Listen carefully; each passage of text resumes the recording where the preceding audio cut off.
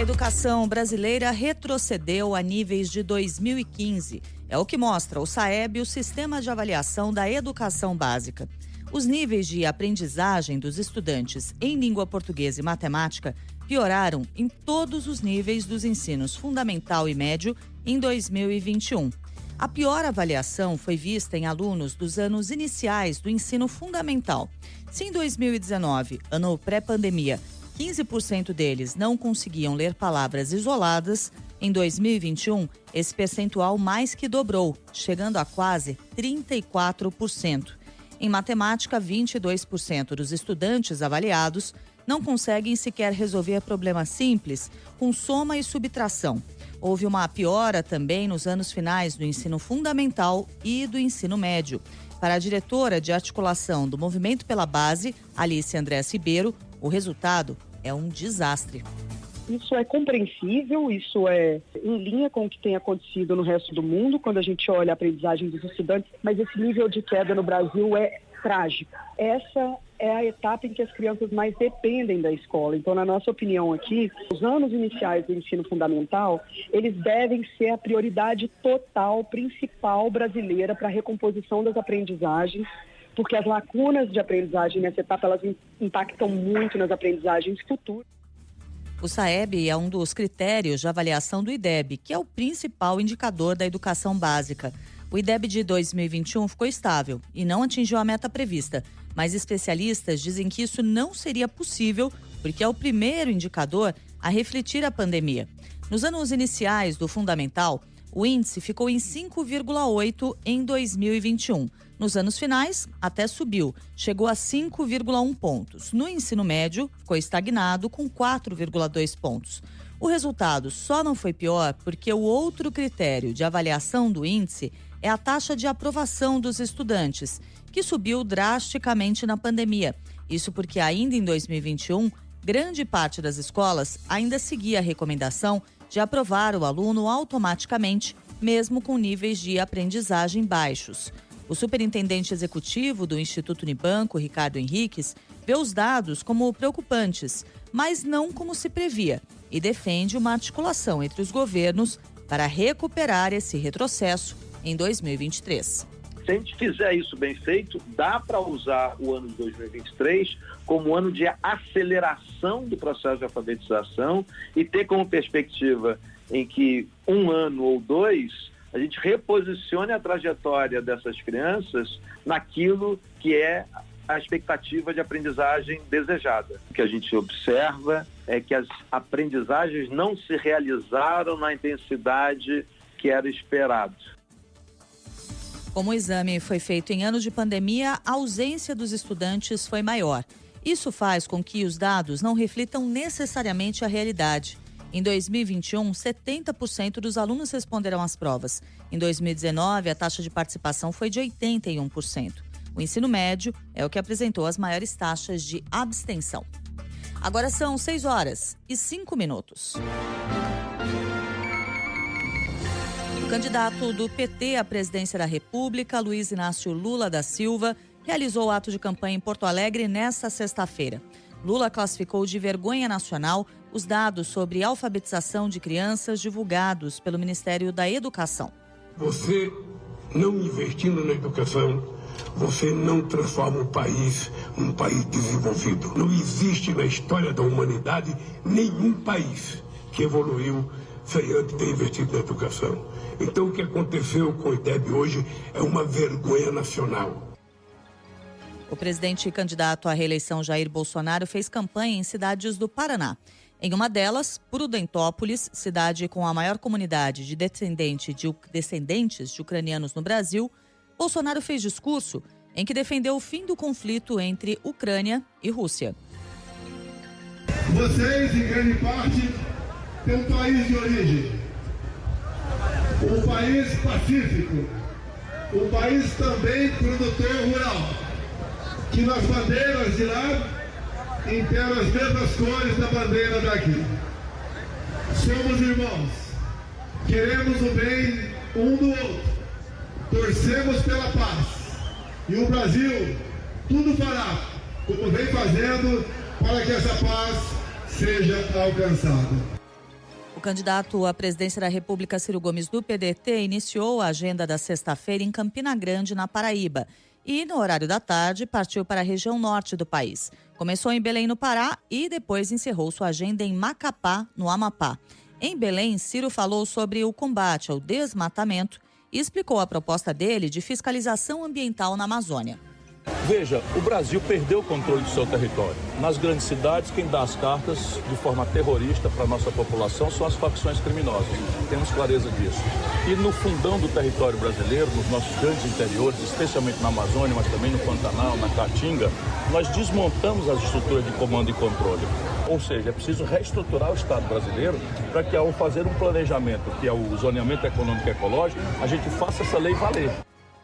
Em visita a uma feira em Brasília, a candidata do MDB à presidência da República, Simone Tebet, classificou como um desrespeito a campanha do ex-presidente Lula em defesa do voto útil, tentando agregar os eleitores dela e do pedetista Ciro Gomes para vencer no primeiro turno. Ela ainda criticou o petista e o comparou ao presidente Jair Bolsonaro, dizendo que eles adotam as mesmas estratégias, sem apresentar propostas ao povo brasileiro. Tebet disse que lamenta a tática que pode colocar em xeque eventuais alianças para um segundo turno. Eu lamento muitíssimo que interesses pessoais, partidários, ideológicos, neste momento de tanta dor, esteja à frente dos interesses nacionais, dos interesses do Brasil. Lamento também porque no segundo turno nós sabemos que é preciso fazer composições.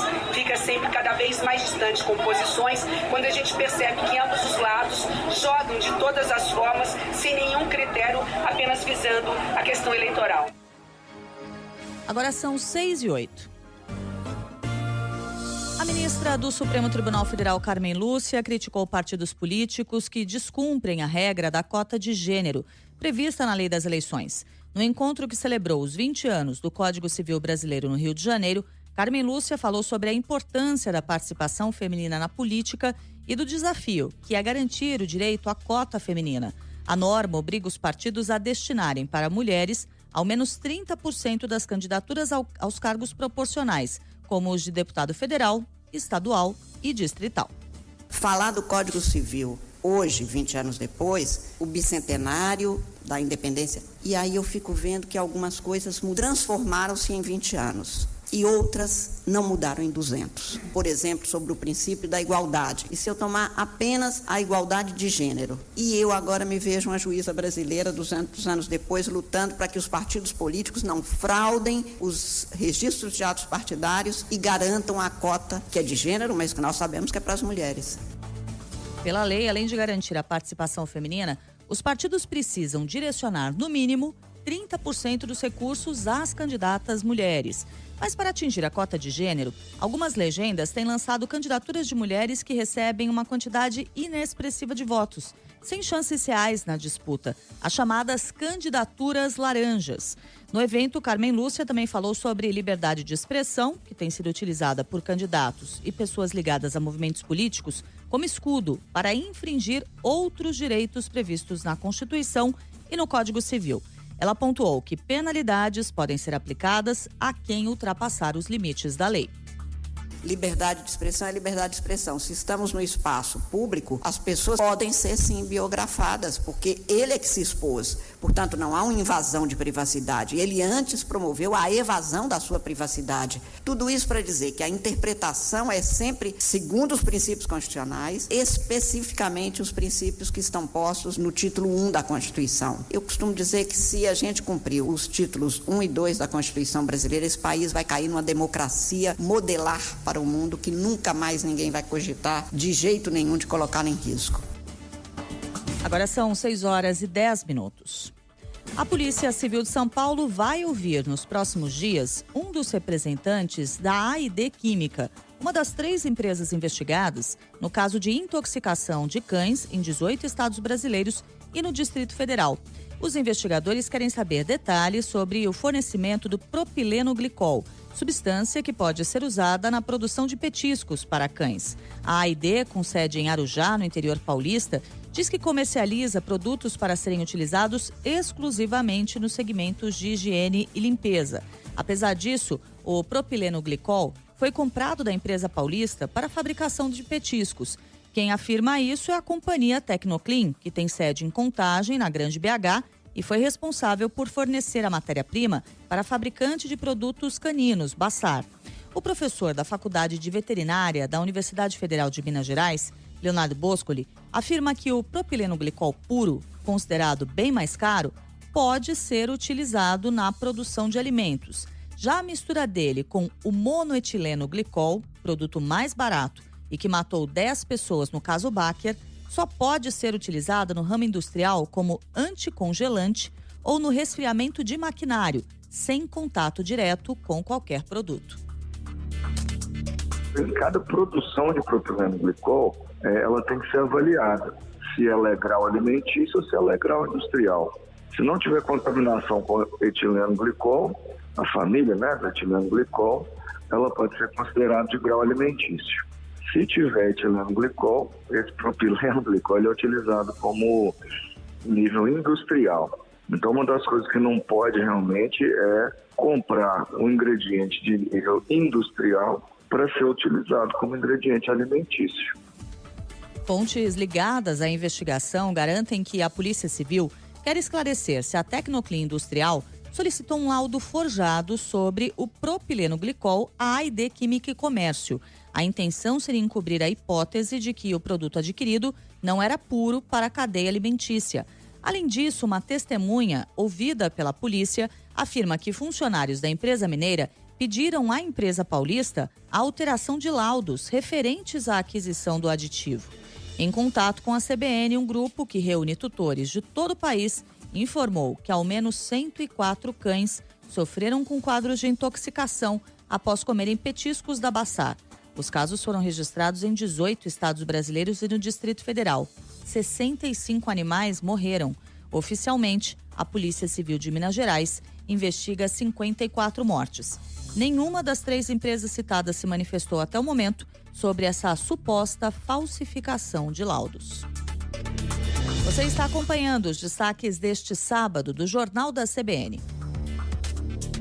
A Justiça de São Paulo condenou o integrante do Grupo Arte Popular, Leandro Lerratti, a 9 anos e 7 meses de prisão por estupro e cárcere privado contra uma mulher.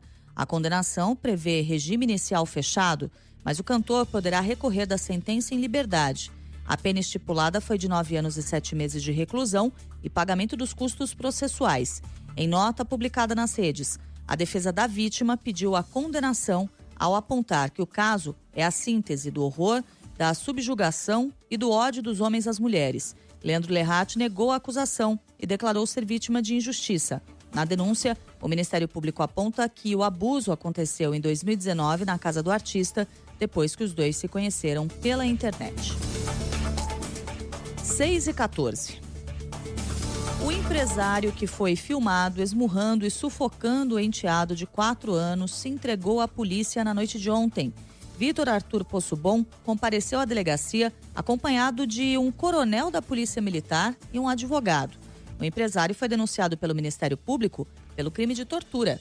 Possubon teve a prisão preventiva decretada ainda na tarde de ontem. Na decisão, a juíza Juliana Bessa Ferraz afirmou que, em liberdade, ele poderia coagir as vítimas. Jéssica Jordão Carvalho disse que não sabia das agressões que o filho sofria. O crime foi no dia 20 de fevereiro, quando ela ainda namorava Possubon, mas a chefe de cozinha afirmou que só viu as imagens na última quarta-feira. O empresário foi flagrado, sufocando a criança por câmeras de segurança do prédio onde morava com a mãe do menino. Possubon também é acusado de agressão e cárcere privado pela ex-namorada. Em depoimento, Jéssica afirmou que Vitor usava luvas de boxe para espancá-la sem deixar marcas. Em entrevista à TV Globo, ela disse que também foi vítima de abusos sexuais.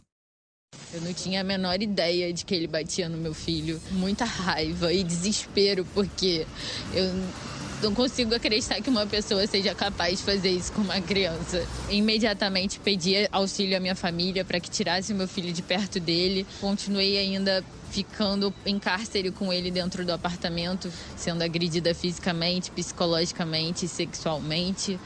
Isso resultou de uma nova gravidez, onde pelas agressões eu perdi a bebê com 16 semanas. Jéssica Possubon tem uma filha de 1 ano. Ela disse que não vê a menina há 2 meses porque foi proibida de visitá-la pelo empresário. Vitor Possubon já tinha sido preso por agredir a própria mãe e condenado por bater em outra ex-namorada em 2017. Além disso, ele é alvo de um outro inquérito da Polícia Civil do Rio por violência psicológica contra a Jéssica. A defesa do empresário declarou que ele nega as acusações. 6h17.